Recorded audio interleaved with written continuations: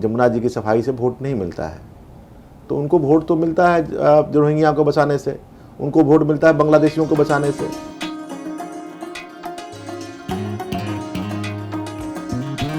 नमस्ते, भारत एक खोज के आज के इस एपिसोड में आप सभी का स्वागत है। मैं विक्रम गोस्वामी।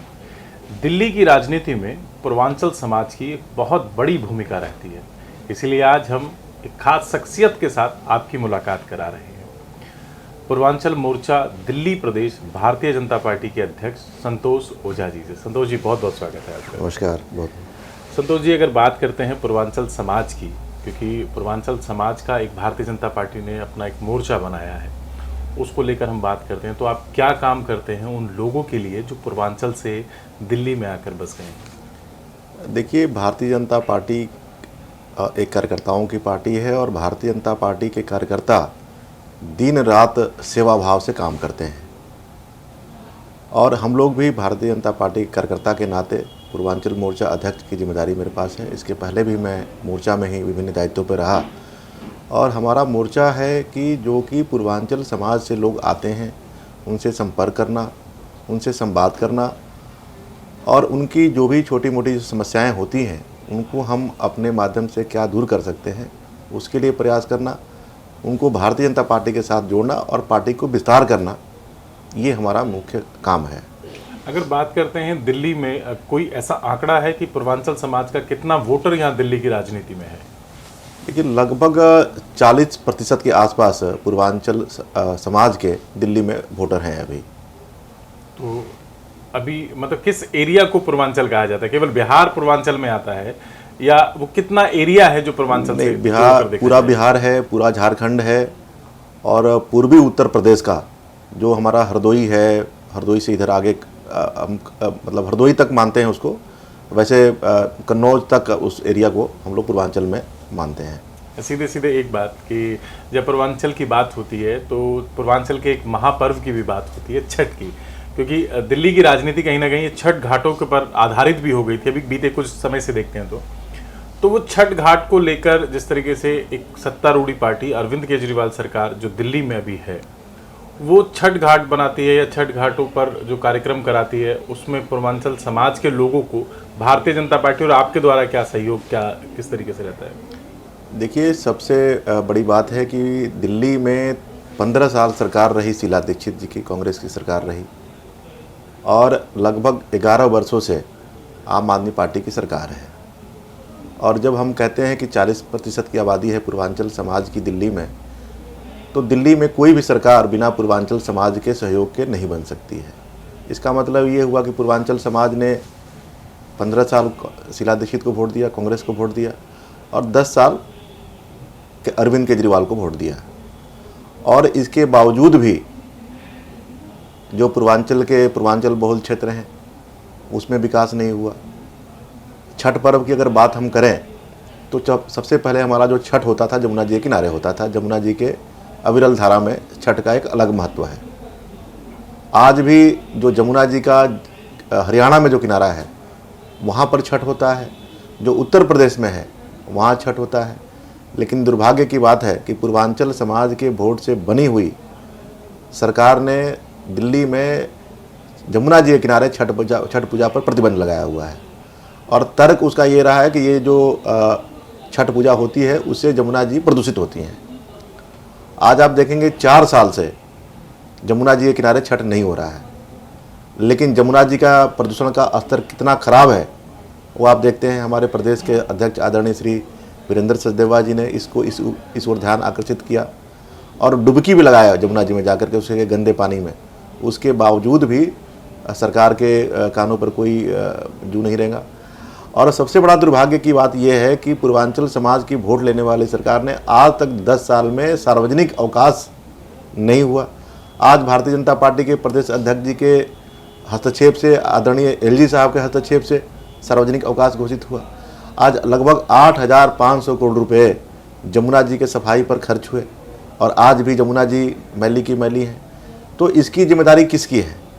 और जो छठ महापर्व है, आज आप देखेंगे कि जहाँ पर पूर्वांचल समाज की बहुतायत आबादी है, जैसे संगम विहार हो गया, बुराड़ी हो गया, किराड़ी हो गया, बदरपुर हो गया, पालम हो गया, छतरपुर हो गया, बाहरी दिल्ली का मंगोलपुरी इलाका, आप कहीं भी चले जाएं, लोग छठ पूजा एक अपने पार्क के पास, अपने घरों के पास, अपने छत पर जो बच्चे नहाने वाले जो बाथ टब हैं उसमें करने के लिए मजबूर हैं, और सरकार की तरफ से कुछ भी सहयोग नहीं है। नहीं, क्योंकि अरविंद केजरीवाल ने जब सत्ता में आए थे उन्होंने कहा था कि मैं जमुना को बहुत साफ कर दूंगा, यहाँ पर सहजता से छठ पूजा मनाई जा सकती है, क्योंकि छठ का विशेष महत्व भी यही है कि वो किसी नदी के किनारे, जमुना या गंगा के किनारे, तट पर ही मनाई जाती है। अब जिस तरीके से आप बता रहे हैं कि छतों पर जो बाथ टब हैं उनमें छठ पूजा की जाती है, तो आपकी तरफ से क्या कोई विरोध दर्ज नहीं कराया जाता है कि बिल्कुल हम विरोध दर्ज करते हैं, बिल्कुल हम विरोध दर्ज करते हैं। जब भी छठ पूजा होता है का समय आता है, हम 3 महीने 4 महीने से हम लोग लग जाते हैं सरकार का ध्यान आकर्षित करने में। जो हमारे जो छठ घाट हैं, उन छठ घाटों की सफाई में हमारे पूर्वांचल मोर्चा के कार्यकर्ता, भाजपा के कार्यकर्ता लगते हैं। छठ घाटों की सफाई होती है, उसमें पानी भरवाने का काम, वहाँ पर आसपास में स्वच्छता का काम। लेकिन दुर्भाग्य की बात है कि आज एमसीडी में भी केजरीवाल की सरकार आने के बाद भी वहाँ पर छठ घाटों की सफाई नहीं होती है। आप जब जाएंगे, अभी तो छठ कुछ महीने पहले ही बीता है, आप अगर वहाँ जाते, वहाँ देखते इतनी गंदगी है, आसपास के एरिया में सफाई नहीं होती है। तो ये केवल इनकी कथनी और करनी, कथनी है अलग है, करनी अलग है। और अभी आपने सुना होगा एक टीवी इंटरव्यू में मैंने भी सुना कि वो कह रहे थे कि जमुना जी की सफाई से वोट नहीं मिलता है। तो उनको वोट तो मिलता है रोहिंग्या को बचाने से, उनको वोट मिलता है बांग्लादेशियों को बचाने से।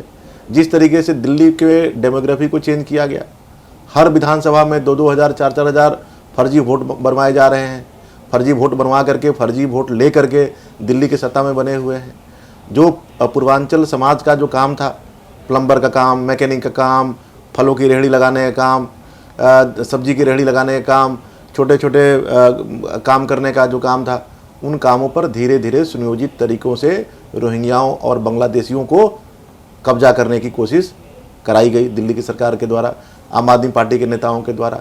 जितने ये चेन स्नैचिंग होता है, छीना झपटी होता है, जितने अवैध काम होते हैं, अवैध जुआ का काम, सट्टेबाजी का काम, अपराधियों का काम, ये आम आदमी पार्टी के नेताओं के संरक्षण में, आम आदमी पार्टी के सरकार के संरक्षण में ये कराए जाते हैं।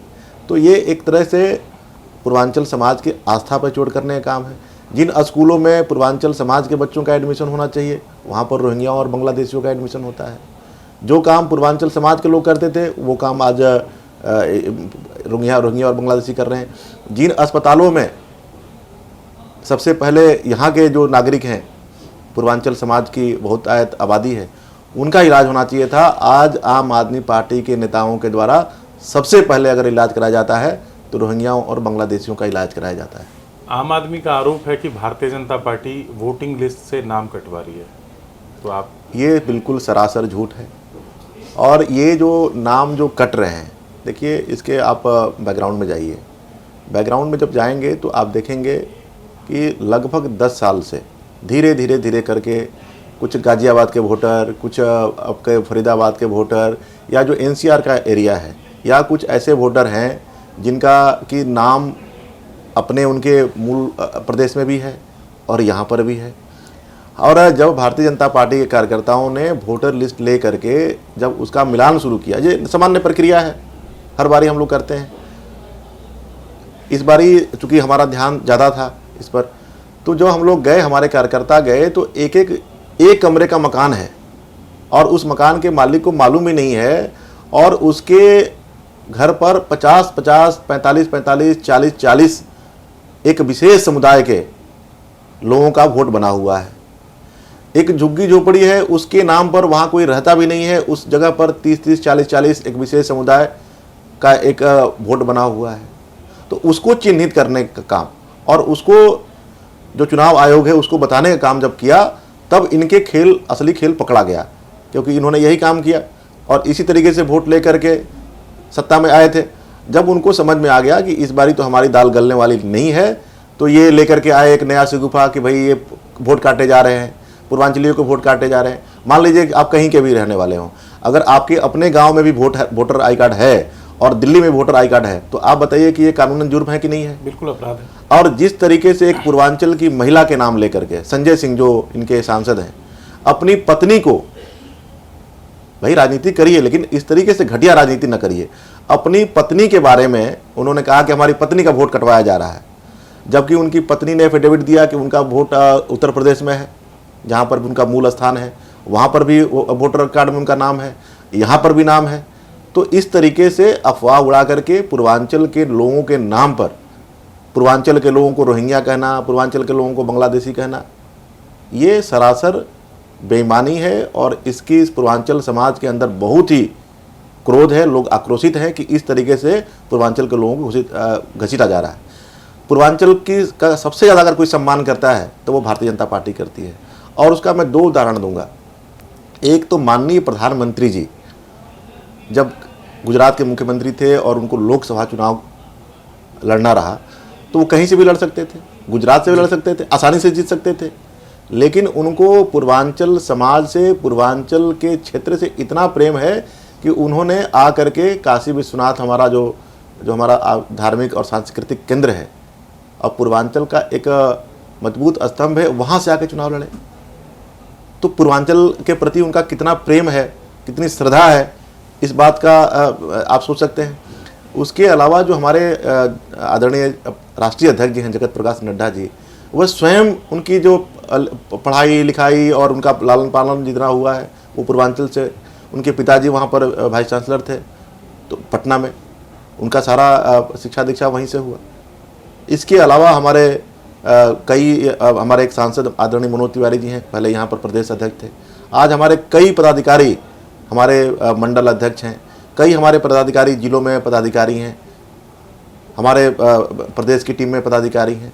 तो पूर्वांचल समाज का जितना अगर कोई कर सकता है तो भारतीय जनता पार्टी कर सकती है। आज आप देख लीजिए पूर्वांचल में लोगों को यहाँ से अगर हम बक्सर की बात करें, पटना की बात करें, दरभंगा की बात करें, लखनऊ की बात करें तो 15-15, 20-20 घंटे लगते थे। मैं मूलतः बक्सर का रहने वाला हूँ, मुझे यहाँ से अगर मैं गाड़ी से जाता था 24 घंटे लगते थे, आज मैं यहाँ से जाता हूँ 12 घंटे में पहुँच जाता हूँ बक्सर। तो पूर्वांचल का विकास हुआ। किस तरीके से उत्तर प्रदेश में अपराधियों को बोलबाला रहता था, छीना झपटी, लोगों का मकान कब्जा करना, अपहरण, बिहार में यही जंगल राज था, उस जंगल राज को ख़त्म करना।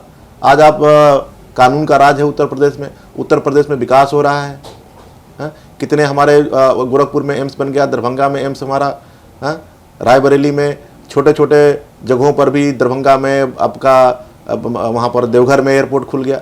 तो इस तरीके से विकास किया जा रहा है, लॉ एंड ऑर्डर को ठीक किया गया और जो अपराधियों का बोलबाला था उस बोलबाले को ख़त्म किया गया। आज अपराधी जेल में है या प्रदेश में। चुनाव की अगर हम बात करते हैं, जो मैनिफेस्टो अभी आने वाला है आप भारतीय जनता पार्टी का, उसमें पूर्वांचल समाज के लिए क्या कुछ विशेष आपने मांग रखी है कि क्या सुविधाएं पूर्वांचल समाज के लोगों के लिए होनी चाहिए? देखिए, दिल्ली में जो सबसे बड़ा मुद्दा है कि दिल्ली में आज 10 साल से एक भी नया राशन कार्ड नहीं बना, और अगर राशन कार्ड को बनता तो सबसे ज़्यादा अगर फ़ायदा होता तो पूर्वांचल समाज को होता है। जो पूर्वांचल समाज के लोग पहले से आए थे, जिनका राशन कार्ड बना हुआ था, उनके परिवार में कोई नया सदस्य आ गया, किसी बेटे की शादी हो गई, बहू आ गई, तो वो नए नाम भी नहीं जुड़ रहे हैं, वृद्धा पेंशन नया नहीं मिल रहा है। तो सबसे ज़्यादा नुकसान इसका पूर्वांचल समाज को है। अगर प्रधानमंत्री आवास योजना, जिसके माध्यम से गरीबों को पूरे देश भर में सस्ते मकान मिल रहे हैं, वो योजना दिल्ली में लागू नहीं है। अगर वो योजना दिल्ली में लागू होती तो सबसे ज़्यादा अगर फ़ायदा होता तो पूर्वांचल समाज को होता।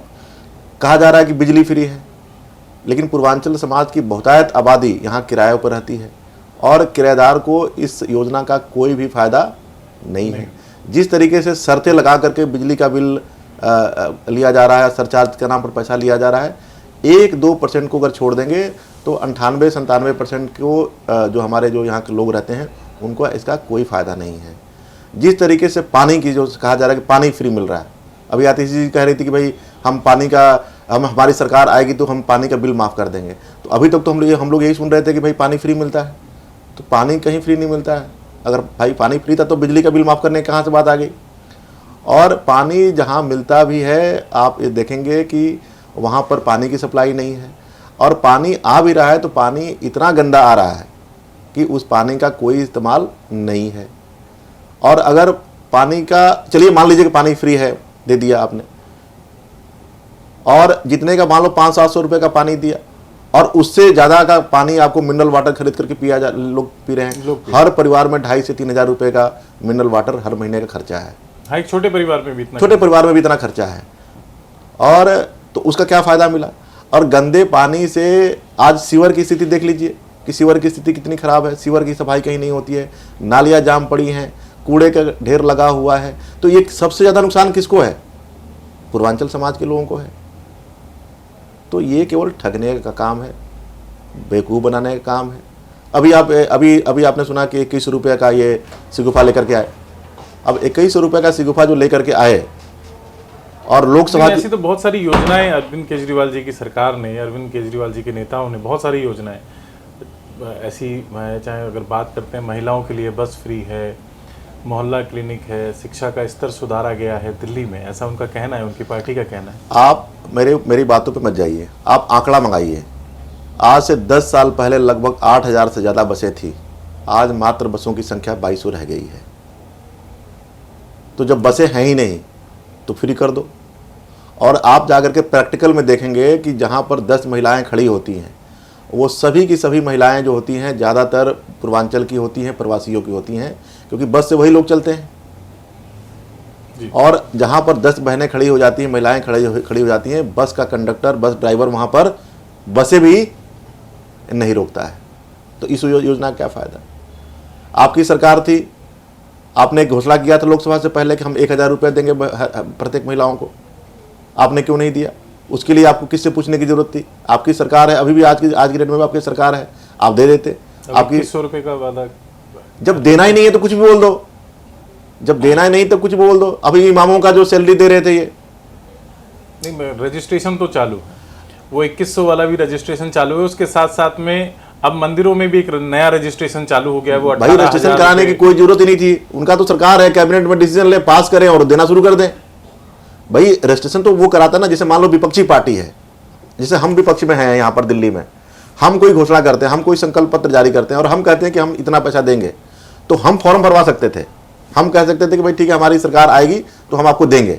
लेकिन इनकी तो सरकार है और आपने इतना घोषणा किया, वो क्यों नहीं दे रहे? भाई राशन कार्ड ही बनवा देते आप।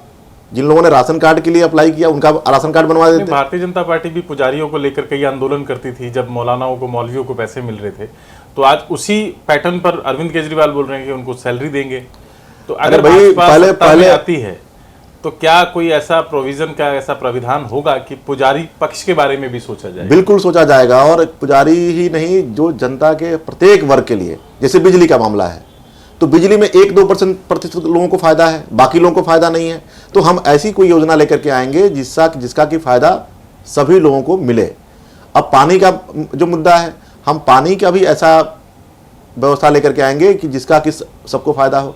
आज पूरे देश में हर घर में जो है हर घर जल नल के माध्यम से, जो माननीय प्रधानमंत्री जी की योजना है, उसके माध्यम से पूरे देश में उसका काम किया जा रहा है, जल देने का, स्वच्छ जल देने का। लेकिन वो योजना दिल्ली में लागू नहीं, केजरीवाल ने नहीं होने दिया। तो ये हमारी जब सरकार आएगी तो हर घर में शुद्ध पानी हो, प्रत्येक घर में बिजली की अच्छी व्यवस्था हो। हमारी जो स्वास्थ्य की व्यवस्था जो चरमरा गई है दिल्ली में, उस व्यवस्था को ठीक करना। जो शिक्षा का जो व्यवस्था है, आज इतने ड्रॉप आउट्स हो रहे हैं, आज नए स्कूल एक भी नहीं खुले, एक भी नया कॉलेज दिल्ली सरकार ने नहीं खोला। अगर शिक्षा मॉडल की तो बात करते हैं कि अगर शिक्षा के बारे में देखना है तो विदेशों से लोग आकर दिल्ली की शिक्षा मॉडल को, दिल्ली की शिक्षा पद्धति को देख रहे हैं, किस तरीके से शिक्षा का स्तर अरविंद केजरीवाल ने बढ़ाया है। ऐसा अरविंद केजरीवाल और उनकी पार्टी के देखिए क्या है कि इससे बड़ा ढोंगी आदमी कोई नहीं है। एक जैसे ये फ्लैट बेचने वाले होते हैं ना, रियल एस्टेट वाले, एक अपना सैंपल फ्लैट बनाते हैं और सैंपल फ्लैट को दिखा करके पूरा का पूरा प्लॉट ही वहाँ पर बेच देते हैं। वही ये काम इन्होंने किया है। एक स्कूल में एक कमरा बना करके और उसको पूरा ढिंढोरा इन्होंने पूरे विश्व में पीटा।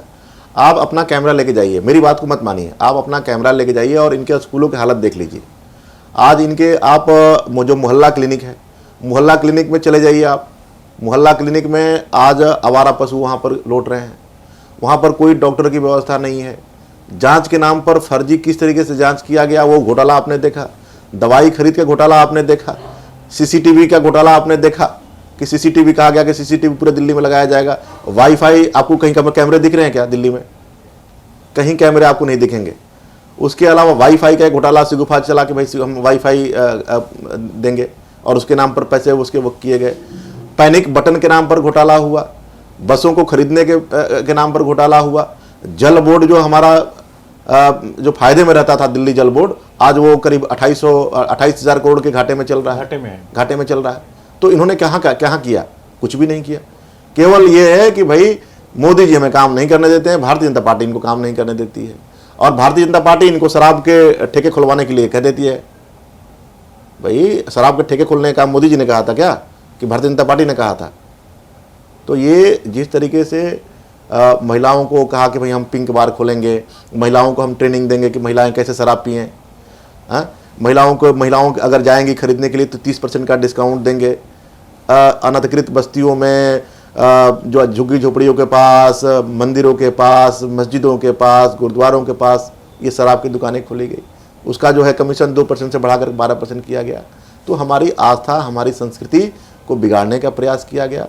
और वही काम जो कांग्रेस का था कि गरीब को गरीब रखो और उसको थोड़ा बहुत लॉलीपॉप देते रहो, और लॉलीपॉप दो मत, खाली कहते रहो, सिर्फ दिखाते रहो, सारे दिखाते रहो, कहते रहो, और अपना वोट लेते रहो, रोहिंग्याओं को बसाते रहो और बांग्लादेशियों को बसाते रहो, और एक मुश्त, एक चंक के रूप में आपको वोट मिलता रहेगा, और अपने लिए शीश महल खड़े करते रहो, अपने लिए पैसे उगाही करते रहो, ये सारे 2 नंबर के काम करते रहो, उगाही करते रहो, और ये लोगों को बेवकूफ़ बनाते रहो। यही काम कांग्रेस ने भी किया, और यही काम जो कांग्रेस की बी टीम है केजरीवाल की, वही काम यही कर रहे हैं। जी बहुत बहुत धन्यवाद संतोष जी, आपसे बात कर बहुत अच्छा लगा। आपने हर उस विषय पर बात की, चाहे वो बात पूर्वांचल की हो या दिल्ली के मूल निवासी नागरिकों की हो, सबकी सुविधाओं के लिए आपने बात की। अपने विचार, अपनी पार्टी के विचार सभी दर्शकों के सामने रखे। बहुत बहुत धन्यवाद, आपने अपना बहुमूल्य समय दिया। जी, ये थे संतोष ओझा जी, जो पूर्वांचल मोर्चा के अध्यक्ष हैं भारतीय जनता पार्टी दिल्ली के। अगली मुलाकात किसी और शख्सियत के साथ, तब तक के लिए प्रणाम।